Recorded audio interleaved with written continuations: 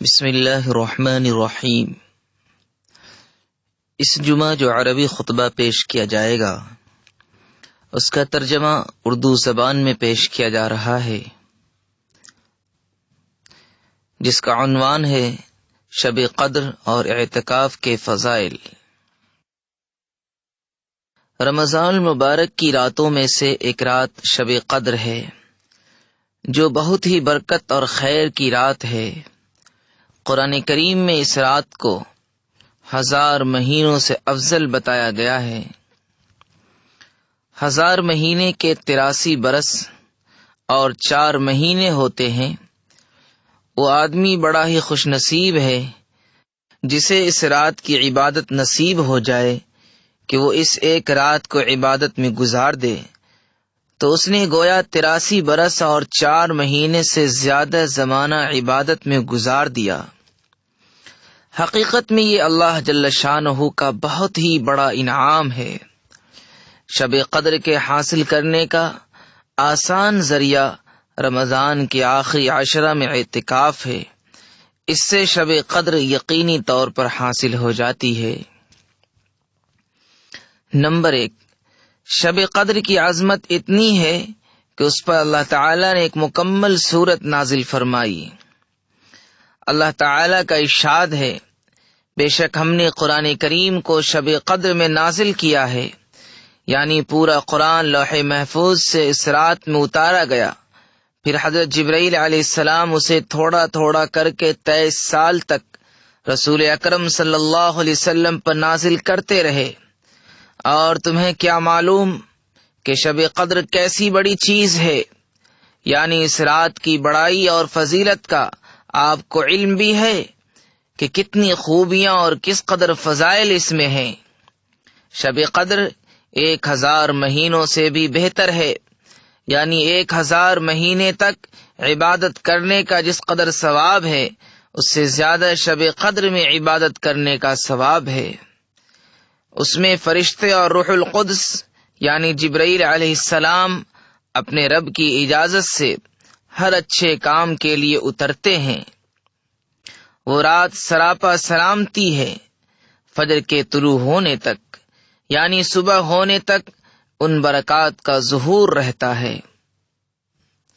Number 2، شب قدر سے محروم رہنے والا شخص ساری ہی خیر سے محروم رہ جاتا ہے۔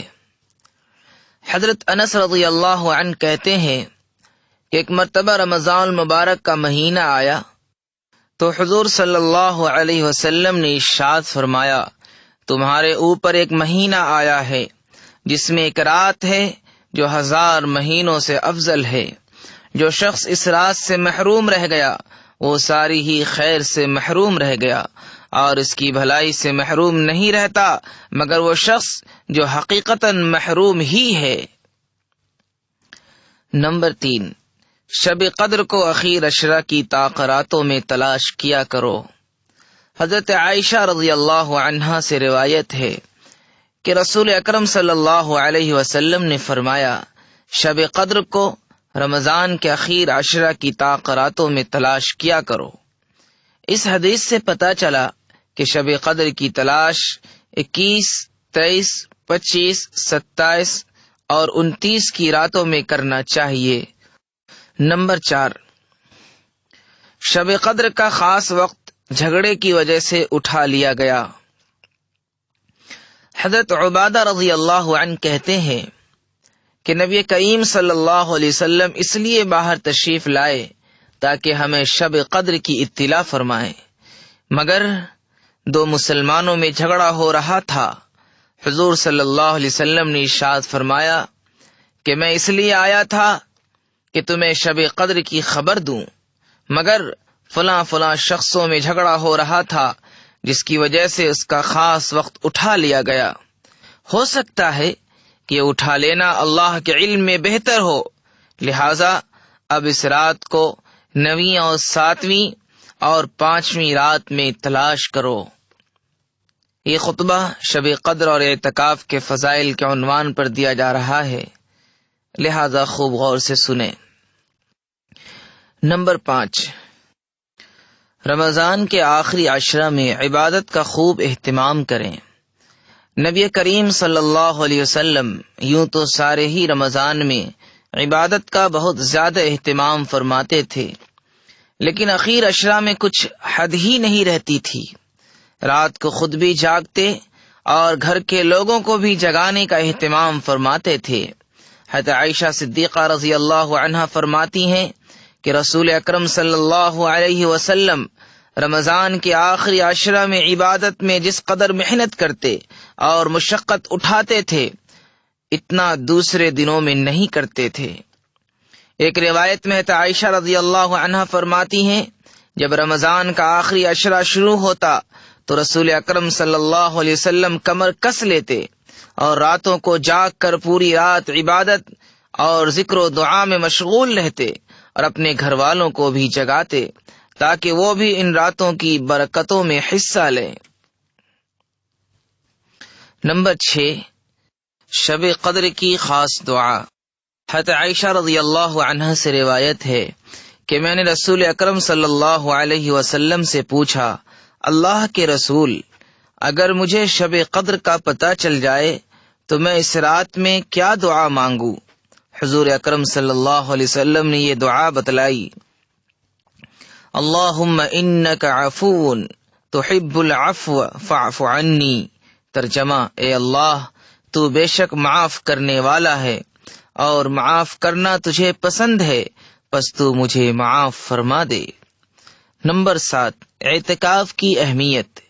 اعتکاف کا مقصد اللہ کی پاک ذات کے ساتھ دلی تعلق قائم کرنا ہے، تمام مشغولیوں سے کٹ کر اسی کی پاک ذات میں مشغول ہو جانا ہے اور تمام لوگوں سے الگ ہو کر صرف اللہ کی محبت دل میں بٹھانا ہے۔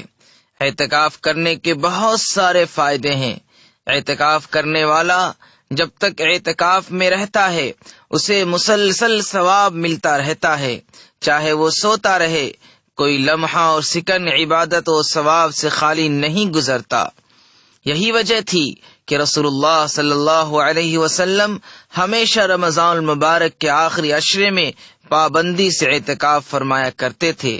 حضرت عائشہ رضی اللہ عنہا سے روایت ہے کہ آپ صلی اللہ علیہ وسلم وفات تک برابر رمضان المبارک کے آخری عشرے میں اعتکاف فرماتے رہے۔ رسول اللہ صلی اللہ علیہ وسلم نے 1 سال تمام مہینے کا اعتکاف فرمایا، اور جس سال وصال ہوا ہے اس سال 20 روز کا اعتکاف فرمایا تھا، لیکن اکثر نبی کریم صلی اللہ علیہ وسلم کی عادت شریفہ اخیر عشرہ ہی کے اعتکاف کی رہی ہے۔ اس لیے رمضان شریف کے آخری 10 دن کا اعتکاف سنت مؤکدہ ہے۔ اس کی ابتدا 20ویں روزے کی شام یعنی غروب آفتاب کے وقت سے ہوتی ہے اور عید کا چاند دیکھتے ہی اعتکاف ختم ہو جاتا ہے۔ چاند چاہے 29 تاریخ کا ہو یا 30 کا، دونوں صورتوں میں سنت ادا ہو جائے گی۔ مسئلہ، رمضان المبارک کے آخری عشرہ میں مردوں کے لیے ہر آبادی کی مسجد میں کم سے کم کسی ایک شخص کا اعتکاف کرنا سنت مؤکدہ علی الکفایہ ہے۔ اگر کسی ایک شخص نے بھی یہ سنت ادا نہیں کی تو پوری آبادی والوں کو سنت کے چھوٹنے کا گناہ ہوگا، اور اگر آبادی کی کسی بھی مسجد میں ایک شخص بھی اعتکاف کر لے گا تو ساری بستی والوں کی طرف سے سنت ادا ہو جائے گی۔ لیکن بہتر یہ ہے کہ آبادی کی ہر مسجد میں اعتکاف کا اہتمام کیا جائے، کیونکہ بعض علماء نے ہر محلہ والوں کے لیے اعتکاف کو سنت کہا ہے۔ یہ خطبہ شب قدر اور اعتکاف کے فضائل کے عنوان پر دیا جا رہا ہے، لہذا خوب غور سے سنیں۔ نمبر 8، اعتکاف کی بڑی غرض شب قدر کی تلاش ہے۔ رمضان کے آخری عشرہ میں اعتکاف شب قدر کے حاصل کرنے کا بہترین ذریعہ ہے۔ حضرت ابو سعید خدری رضی اللہ عنہ کہتے ہیں کہ نبی کریم صلی اللہ علیہ وسلم نے رمضان المبارک کے پہلے عشرہ میں اعتکاف فرمایا اور پھر دوسرے عشرہ میں بھی، پھر ترکی خیمے سے جس میں اعتکاف فرما رہے تھے باہر سر نکال کر ارشاد فرمایا کہ میں نے پہلے عشرہ کا اعتکاف شب قدر کی تلاش اور اہتمام کی وجہ سے کیا تھا، پھر اسی کی وجہ سے دوسرے عشرہ میں اعتکاف کیا، پھر مجھے کسی بتلانے والے یعنی فرشتہ نے بتلایا کہ وہ رات اخیر عشرہ میں ہے، لہذا جو لوگ میرے ساتھ اعتکاف کر رہے ہیں وہ اخیر عشرہ کا بھی اعتکاف کریں۔ مجھے یہ رات دکھلا دی گئی تھی پھر بھلا دی گئی، اس کی علامت یہ ہے کہ میں نے اپنے آپ کو اس رات کے بعد کی صبح میں کیچڑ میں سجدہ کرتے دیکھا، لہذا اب اس کو اخیر عشرہ کی راتوں میں تلاش کرو۔ راوی کہتے ہیں کہ اس رات میں بارش ہوئی اور مسجد چھپر کی تھی، وہ ٹپکی اور میں نے اپنی آنکھوں سے نبی کریم صلی اللہ علیہ وسلم کی پیشانی مبارک پر کیچڑ کا اثر 21 کی صبح کو دیکھا۔ نمبر 9، اعتکاف کرنے والا فضول کاموں، جھگڑوں اور گناہوں سے محفوظ رہتا ہے۔ حضرت عبداللہ بن عباس رضی اللہ عنہ سے روایت ہے کہ حضور اقدس صلی اللہ علیہ وسلم نے ارشاد فرمایا، اعتکاف کرنے والا گناہوں سے محفوظ رہتا ہے، اور جن نیکیوں مثلا نماز جنازہ، بیمار کی عیادت وغیرہ کو اعتکاف کی وجہ سے نہیں کر سکتا، ان کا ثواب بھی اسے اسی طرح دیا جاتا ہے جس طرح ان نیکیوں کے کرنے والوں کو دیا جاتا ہے۔ نمبر 10، اعتکاف کرنے سے جہنم سے حفاظت ہو جاتی ہے۔ حضرت ابن عباس رضی اللہ عنہما فرماتے ہیں کہ میں نے حضور اقدس صلی اللہ علیہ وسلم کو ارشاد فرماتے ہوئے سنا کہ جو شخص ایک دن کا اعتکاف بھی اللہ کی رضا کے واسطے کرتا ہے، اللہ تعالیٰ اس کے اور جہنم کے درمیان 3 خندقیں حائل کر دیتے ہیں، جن کی دوری جہنم سے آسمان و زمین کے درمیان کی دوری سے بھی زیادہ چوڑی ہے، اور جب ایک دن کے اعتکاف کی فضیلت ہے تو 10 دن کے اعتکاف کی کیا کچھ مقدار ہوگی۔ ایک حدیث میں نبی کریم صلی اللہ علیہ وسلم کا ارشاد ہے کہ جو شخص عشرہ رمضان کا اعتکاف کرے اس کو 2 حج اور 2 عمروں کا اجر ہے۔ آج کے خطبے کا خلاصہ۔ آج کے خطبے میں سب سے پہلی بات ہمیں یہ بتائی گئی کہ پورا قرآن لوح محفوظ سے شب قدر میں اتارا گیا۔ شب قدر 1000 مہینوں سے بھی بہتر ہے۔ اس رات جو لوگ عبادت میں مشغول رہتے ہیں، فرشتے ان کے حق میں رحمت کی دعا کرتے ہیں۔ دوسرا پیغام یہ دیا گیا کہ جو شخص شب قدر سے محروم رہ گیا وہ ساری ہی خیر و بھلائی سے محروم رہ گیا۔ تیسری ہدایت یہ دی گئی کہ شب قدر رمضان کے اخیر عشرہ کی راتوں میں ہوتی ہے، لہذا اس کی تلاش 21، 23، 25، 27 اور 29 کی راتوں میں کرنا چاہیے۔ چوتھی خبر یہ دی گئی کہ شب قدر کی تعین جھگڑے کی وجہ سے اٹھا لی گئی، اور جھگڑا ہمیشہ برکات سے محرومی کا ہی سبب ہوا کرتا ہے۔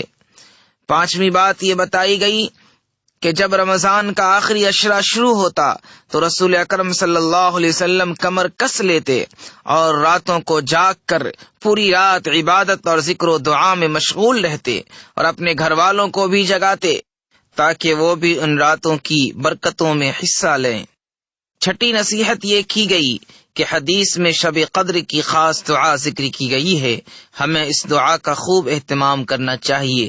وہ دعا یہ ہے، اللہم انک عفو تحب العفو فاعف عنی، اے اللہ بے شک تو معاف کرنے والا ہے اور معاف کرنا تجھے پسند ہے، پس تو مجھے معاف فرما دے۔ ساتواں اہم پیغام ہمیں یہ دیا گیا کہ آپ صلی اللہ علیہ وسلم وفات تک برابر رمضان المبارک کے آخری عشرے کا اعتکاف فرماتے رہے۔ رمضان شریف کے آخری 10 دنوں کا اعتکاف سنت مؤکدہ ہے۔ 8ویں ترغیب یہ دی گئی کہ رمضان کے آخری عشرہ میں اعتکاف شب قدر کے حاصل کرنے کا آسان ذریعہ ہے، اس سے شب قدر یقینی طور پر حاصل ہو جاتی ہے۔ 9ویں فضیلت ہمیں یہ بتائی گئی کہ حضور اقدس صلی اللہ علیہ وسلم نے ارشاد فرمایا، اعتکاف کرنے والا گناہوں سے محفوظ رہتا ہے، اور وہ جن نیکیوں کو مثلا نماز جنازہ، بیمار کی عیادت وغیرہ اعتکاف کی وجہ سے نہیں کر سکتا، ان کا ثواب بھی اسے اسی طرح دیا جاتا ہے جس طرح ان نیکیوں کے کرنے والوں کو دیا جاتا ہے۔ 10ویں خوشخبری یہ دی گئی کہ جو شخص ایک دن کا اعتکاف بھی اللہ کی رضا کے واسطے کرتا ہے، اللہ تعالیٰ اس کے اور جہنم کے درمیان 3 خندقیں حائل کر دیتے ہیں جن کی مسافت آسمان و زمین کی مسافت سے بھی زیادہ چوڑی ہے۔ اور جو شخص عشرہ رمضان کا اعتکاف کرے اس کو 2 حج اور 2 عمروں کا ثواب ملتا ہے۔